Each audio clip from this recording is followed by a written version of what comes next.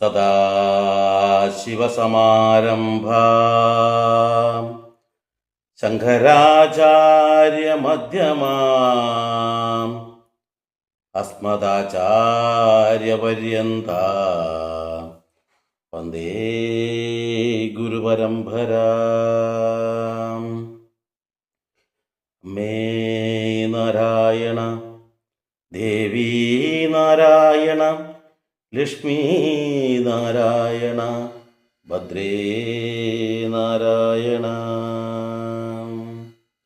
പ്രിയ കുടുംബാംഗങ്ങളെ, ഇന്ന് ഞാൻ നമ്മുടെ കുടുംബാംഗങ്ങൾക്ക് മുന്നിലേക്ക് കൊണ്ടുവരുന്ന വിഷയം എന്താണെന്നറിയോ? ഒരു വീട്ടിൽ മരണം നടന്നാൽ അല്ലെങ്കിൽ അടുത്ത ബന്ധുക്കൾ മരിച്ചു കഴിഞ്ഞാൽ ആ കുടുംബത്തിൽ എപ്പോഴാണ് പിന്നീട് മംഗളകർമ്മം നടത്താൻ പറ്റുക എന്നുള്ളതാണ് ഇന്നത്തെ ചോദ്യം. അച്ഛൻ മരിച്ചിട്ടുണ്ടാവാം, അമ്മ മരിച്ചിട്ടുണ്ടാവാം, ഭാര്യയോ ഭർത്താവോ മരിച്ചിട്ടുണ്ടാവാം, ഇനി മക്കൾ മരിച്ചിട്ടുണ്ടാവാം, സഹോദരങ്ങൾ മരിച്ചിട്ടുണ്ടാവാം, ഇനി അതല്ല വളരെ വേണ്ടപ്പെട്ട മറ്റ് സുഹൃത്തുക്കളോ ബന്ധുക്കളോ ആരെങ്കിലും ഒരാൾ മരിച്ചു. അങ്ങനെ മരിച്ചു കഴിഞ്ഞാൽ ആ വീട്ടിൽ ഒരു മംഗളകർമ്മം നടത്താൻ വേണ്ടി എത്ര കാലമാണ് എടുക്കേണ്ടത്? ഇവിടെ കൃത്യമായി മനസ്സിലാക്കേണ്ടത്, മംഗളകർമ്മം എന്ന് പറയുമ്പോൾ വിവാഹം പ്രധാനമാണ്, ഗൃഹപ്രവേശനം പ്രധാനമാണ്, അങ്ങനെ നിരവധി ചടങ്ങുകളുണ്ട്. ഇതിൽ ഏതായാലും മംഗളകർമ്മം എന്ന് പറഞ്ഞാൽ ഏറ്റവും സന്തോഷകരമായിട്ടുള്ള എന്ത് കർമ്മമായാലും മംഗളമാണ്. നിങ്ങൾക്ക് സന്തോഷം ഉണ്ടാക്കുന്ന എല്ലാ കർമ്മങ്ങളും മംഗളകർമ്മമാണ്. അപ്പോൾ ഈ മംഗളകർമ്മം ചെയ്യണമെന്നുണ്ടെങ്കിൽ ഒരു വീട്ടിൽ മരണം നടന്നാൽ പിന്നെ എത്ര കാലം കഴിയണം എന്നുള്ളതാണ് ചോദ്യം. അപ്പോൾ നമ്മൾ മനസ്സിലാക്കേണ്ടത് വെച്ചാൽ, അത് ഏറ്റവും പ്രധാനം മരിച്ച വ്യക്തിയും നിങ്ങളും തമ്മിലുള്ള അറ്റാച്ച്മെന്റ് എങ്ങനെയാണോ അതിനനുസരിച്ചാണ് ഈ കർമ്മങ്ങളെല്ലാം ചെയ്യേണ്ടത്.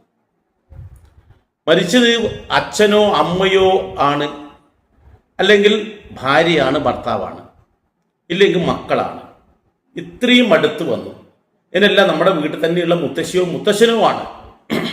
ഇവരായിട്ട് നമുക്ക് വളരെയേറെ ആത്മാർത്ഥമായിട്ട് സ്നേഹവും അടുപ്പവും ഒക്കെ ഉണ്ട്. അങ്ങനെയുള്ള ആൾക്കാരാണെങ്കിൽ ഏറ്റവും പ്രധാനം വെച്ചാൽ ഈ മംഗളകർമ്മം ആ ദുഃഖാചാരണം കഴിഞ്ഞാൽ നമുക്ക് നടത്താം.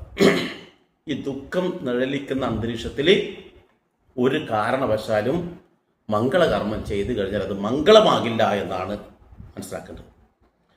അപ്പോൾ ഇപ്പം അച്ഛനോ അമ്മയൊക്കെ മരിച്ചു കഴിഞ്ഞാൽ, അല്ലെ ഭാര്യ ഭർത്താവൊക്കെ മരിച്ചു കഴിഞ്ഞാൽ, നമുക്ക് അത്രയും നല്ല ബന്ധമുള്ള ആൾക്കാരാണ്, നമുക്ക് പിരിഞ്ഞിരിക്കാൻ പോലും പറ്റാത്തത്ര ബന്ധമാണെങ്കിൽ നമ്മൾ എന്ത് ചെയ്യും? ആ വിഷമം തീരാൻ വേണ്ടി അവർക്ക് വേണ്ടി ചെയ്യുന്ന ഒരുപാട് ചടങ്ങുകളുണ്ട്.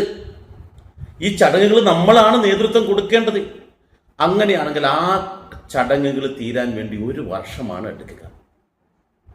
ആ 1 വർഷം ആയിക്കഴിഞ്ഞാൽ ആണ്ടുവലി എന്ന് പറയുന്ന ഒരു ചടങ്ങുണ്ട്. ഈ ആണ്ടുവലി കഴിഞ്ഞാൽ എന്ത് ചെയ്യാം? നമുക്ക് പിന്നെ മംഗളകർമ്മമായി ഏത് മംഗളകർമ്മവും ചെയ്യാം. ആണ്ടുവലി കഴിഞ്ഞാൽ ഇതാര്? നമ്മൾ ആണ്ടുബലി ചെയ്യേണ്ട ആളാണെങ്കിൽ നമ്മളാണ് ഇവർക്ക് പിതൃബലി ചെയ്യേണ്ടത്, നമ്മളാണ് ഇവരുടെ മരണാനന്തര കർമ്മങ്ങളെല്ലാം ചെയ്യേണ്ടത്.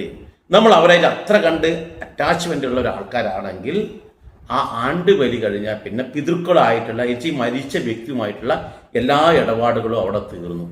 പിന്നെ അവരെന്തായി? അവർ പിതൃക്കളായി കഴിഞ്ഞു. ഈ പിതൃക്കളായി കഴിഞ്ഞാൽ പിന്നെ അവർക്ക് വർഷത്തിൽ നമ്മൾ കർക്കടക വാവിൻ്റെ അന്നോ തുലാവത്തിൻ്റെ വാവിൻ്റെ അന്നോ ചെയ്യുന്ന കർമ്മം മാത്രമേ വേണ്ടൂ. അപ്പോൾ അതുകൊണ്ട് തന്നെ അത്ര കണ്ട് സ്നേഹവും അടുപ്പവും ഒക്കെയുള്ള ആൾക്കാരാണെങ്കിൽ ഈ തരത്തിൽ ആണ്ടുവലി കഴിയുന്നത് വരെ മറ്റ് മംഗളകർമ്മങ്ങളൊന്നും പാടില്ല. എന്നാൽ അങ്ങനെയല്ല, അത്ര വലിയ അറ്റാച്ച്മെൻ്റ് ഒന്നുമില്ല. മാത്രമല്ല ഈ കർമ്മങ്ങളൊന്നും നമ്മൾ ചെയ്യേണ്ടതല്ല. അപ്പോൾ നമ്മൾ ചെയ്യേണ്ടതല്ലാത്ത കർമ്മമാണെങ്കിൽ അതാണെങ്കിൽ നമ്മൾ അവിടെ ദുഃഖാചരണം കഴിഞ്ഞു, അതിൻ്റെ പൊല കഴിഞ്ഞാൽ നമുക്ക് എന്ത് ചെയ്യാം? നമ്മൾ കർമ്മങ്ങൾ ചെയ്യാം, മംഗളകർമ്മങ്ങൾ ചെയ്യാം. ഇവിടെ വേറൊരു വിഷയം കൂടി ഉണ്ട്. ഈ മംഗളകർമ്മത്തിൽ തന്നെ ചില കർമ്മങ്ങളുണ്ട്.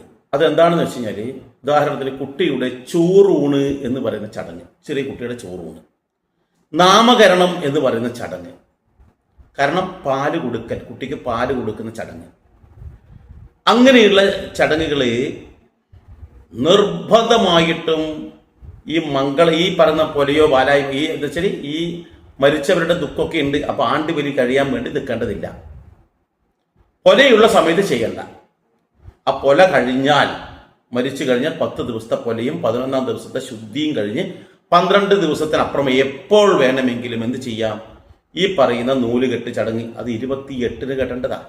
അല്ലാണ്ട് 28ാം വയസ്സിൽ പോയിട്ട് ഇറക്കി കെട്ടാൻ പറ്റല്ലോ. അത് ആ സമയത്ത് ആ കുട്ടിക്ക് ചെയ്യേണ്ട ഷോഡശ സംസ്കാരത്തിലെ പ്രധാന സംസ്കാരത്തിൽ ഒന്നാണ് ഈ പറയുന്ന നൂലുകെട്ട് ചടങ്ങ്, അല്ലെങ്കിൽ ഈ പറയുന്ന പേര് വിളിക്കൽ ചടങ്ങ്. ഇനി അതല്ലെങ്കിൽ നമ്മൾ പാല് കൊടുക്കുന്ന ചടങ്ങ്.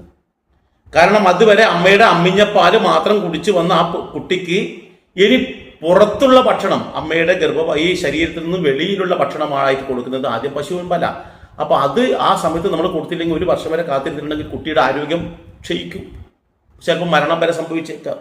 അതുകൊണ്ട് തന്നെ അത് കൃത്യസമയത്തെ ഷോഡശ സംസ്കാരത്തിൽ പ്രധാനമായ ചടങ്ങുകളുടെ ഭാഗമായിട്ടുള്ളത് കൊണ്ട് തന്നെ എന്ത് വേണം, നമ്മൾ ആ നൂലുകെട്ട് ചടങ്ങ് അല്ലെങ്കിൽ പാല് കൊടുക്കൽ ചടങ്ങ് അല്ലെങ്കിൽ നാമകരണ ചടങ്ങ് ഇതൊക്കെ ഒന്നിച്ച് 28ാം നാളിലാണ് ചെയ്യുക. അപ്പോൾ ആ ദിവസം അത് കൃത്യമായി ചെയ്യണം. പക്ഷെ ആ സമയത്ത് പൊലയുണ്ടെങ്കിൽ, ഈ മരിച്ച വ്യക്തിയുടെ പൊല കർമ്മങ്ങൾ നമ്മൾ ചെയ്യേണ്ടതാണെങ്കിൽ, മറ്റാരെങ്കിലല്ല, ആരുടെയോ ഒരു അകന്ന ബന്ധു മരിച്ചതിൻ്റെ അല്ല, നമ്മുടെ വീട്ടിൽ അച്ഛനോ അമ്മയോ മറ്റാരെങ്കിലും മരിച്ചതിൻ്റെതായിട്ടുള്ള കർമ്മങ്ങൾ നമ്മൾ ചെയ്യേണ്ടതാണെങ്കിൽ ആ 10 ദിവസത്തെ പൊല കഴിഞ്ഞിട്ട് ഈ തരത്തിലുള്ള എന്ത് ചെയ്യാം, നൂലുകെട്ട് ചടങ്ങും പാല് കൊടുക്കൽ ചടങ്ങും കാര്യങ്ങളൊക്കെ നമുക്ക് ചെയ്യാം. അതുപോലെ തന്നെ ചോറൂട് ചടങ്ങ് 6ാം മാസത്തിലാണ് നടത്തേണ്ടത്. അപ്പം 6ാം മാസത്തിൽ നമുക്ക് കൃത്യമായി ചെയ്യാം, അതിലൊന്നും തെറ്റില്ല. പക്ഷെ മംഗളകരം വെച്ച് സന്തോഷകരമായി, മറ്റേത് നമ്മുടെ ഉത്തരവാദിത്തമാണ്, ചെയ്ത് കൊടുക്കേണ്ടതാണ്. മറിച്ച് നമ്മളൊരു വിവാഹം നടത്തുന്നുണ്ടെങ്കിൽ, ഒരു ഗൃഹപ്രവേശനം നടത്തുന്നുണ്ടെങ്കിൽ, ഒരു മോതിരം മാറ്റം നടത്തുന്നുണ്ടെങ്കിൽ, ഇതിനൊക്കെ തന്നെ ഒരു ടൂറ് പോകുന്നുണ്ടെങ്കിൽ, അതെല്ലാം നമ്മൾ സന്തോഷകരമായ ഇതാണ്. അങ്ങനെയൊക്കെ ഉണ്ടെങ്കിൽ നമ്മൾ യഥാവിധി ഇവരുടെ ആണ്ടുബലി കഴിഞ്ഞ് വേണം ചെയ്യാൻ.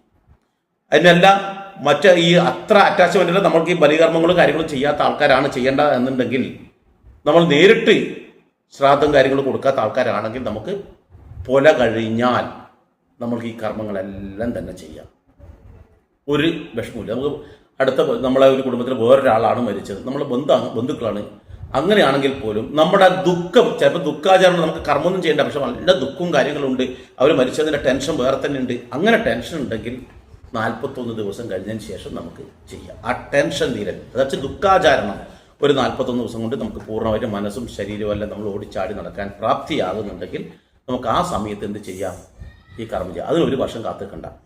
ഇനി തീർത്ഥാടനം, ക്ഷേത്ര ദർശനം, മറ്റ് തീർത്ഥാടനങ്ങളൊക്കെ ചെയ്യണമെന്നിരിക്കട്ടെ. ഒരാൾക്ക് ശബരിമലക്ക് പോകണം, പിന്നെ അതല്ല മറ്റ് ഏതെങ്കിലും കാശിയിലേക്ക് പോകണം, അല്ലെങ്കിൽ ഗുരുവായൂർ പോകണം, അവിടെ ഒരു വഴിപാടുണ്ട്, ഇങ്ങനെ എന്തെങ്കിലും ഉണ്ടെങ്കിൽ തന്നെ പൊല കഴിഞ്ഞാൽ നമുക്ക് ചെയ്യാം.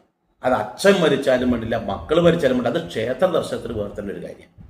അപ്പോൾ ആര് മരിച്ചാലും ഏതൊക്കെയാണെങ്കിൽ പോലും അത് 10 ദിവസത്തെ പൊല കഴിഞ്ഞു, അതിനുശേഷം പുണ്യാഹം കൊണ്ടുവന്ന് മൊത്തം തെളിച്ച് ശുദ്ധി വരുത്തി അതിൻ്റെ പിറ്റേ ദിവസം മുതൽ ക്ഷേത്ര ദർശനം നടത്താം. അതിന് തെറ്റൊന്നുമില്ല. അപ്പോൾ ക്ഷേത്ര ദർശനത്തിൻ്റെ ഭാഗമായിട്ട് തീർത്ഥാടനം മാത്രമല്ല, അവിടെ എന്തെങ്കിലും കലാപരിപാടിക്ക് പോകുന്ന ആൾക്കാർക്ക് പോലും ഇത് ഉപകരിക്കും. ആരൊക്കെ മരിച്ചു പോയിട്ടുണ്ടെങ്കിൽ, ഒരു പൊലയുണ്ടെങ്കിൽ, അച്ഛനോ അമ്മയോ മരിച്ചു പോയിട്ടുണ്ടെങ്കിൽ നമ്മൾ എന്തായാലും 10 ദിവസത്തേക്ക് നമ്മൾ പോകൂല. കാരണം ആ ദുഃഖം താങ്ങാൻ പറ്റില്ല. അപ്പോൾ അമിതമായിട്ടുള്ള ഇത്തരത്തിലുള്ള ദുഃഖങ്ങളോ കാര്യങ്ങളോ ഉണ്ടെങ്കിൽ, നമുക്ക് അടക്കാൻ പറ്റാത്ത വിഷമം ഉണ്ടെങ്കിൽ നമ്മൾ ഇതൊന്നും ചെയ്യേണ്ടതില്ല. അത് തീരുന്ന അവസരത്തിൽ ചെയ്യാം. അല്ലാത്ത ആൾക്കാരാണെങ്കിൽ എന്ത് ചെയ്യാം, ഈ പൊല കഴിഞ്ഞിട്ടോ അല്ലെങ്കിൽ ദുഃഖാചരണം കഴിഞ്ഞിട്ടോ ഈ ചടങ്ങുകളെല്ലാം ചെയ്യാം, ഒരു തെറ്റുമില്ല എന്നുള്ളതാണ് യാഥാർത്ഥ്യം. ഏതായാലും ഈ വീഡിയോ നിങ്ങൾക്ക് ഇഷ്ടമായെങ്കിൽ പരമാവധി ആൾക്കാരിലേക്ക് അയച്ചു കൊടുക്കുക, നിങ്ങളുടെ കുടുംബ ഗ്രൂപ്പുകളിലേക്കും മറ്റൊക്കെ അയച്ചു കൊടുക്കുക. ഇനി ഈ വീഡിയോയുമായി ബന്ധപ്പെട്ട് നിങ്ങൾക്ക് എന്തെങ്കിലും സംശയം ഉണ്ടെങ്കിൽ താഴെ കമൻറ്റ് എഴുതിയിട്ടുണ്ടല്ലോ, ആ കമൻറ്റിൽ നിങ്ങൾക്ക് അവിടെ തൊട്ട് കൊടുത്തു കഴിഞ്ഞാൽ നിങ്ങൾക്ക് എഴുതാൻ പറ്റും, അവിടെ നിങ്ങൾക്ക് എഴുതാം. നിങ്ങളുടെ എന്ത് സംശയം വേണമെങ്കിലും എഴുതാം. ഈ വീഡിയോയെക്കുറിച്ചുള്ള നിങ്ങളുടെ വിലയേറിയ അഭിപ്രായങ്ങൾ എഴുതുക. മറ്റൊരു വീഡിയോയുമായി മറ്റൊരു അവസരത്തിൽ വരാം. എല്ലാവർക്കും നന്ദി, നമസ്കാരം.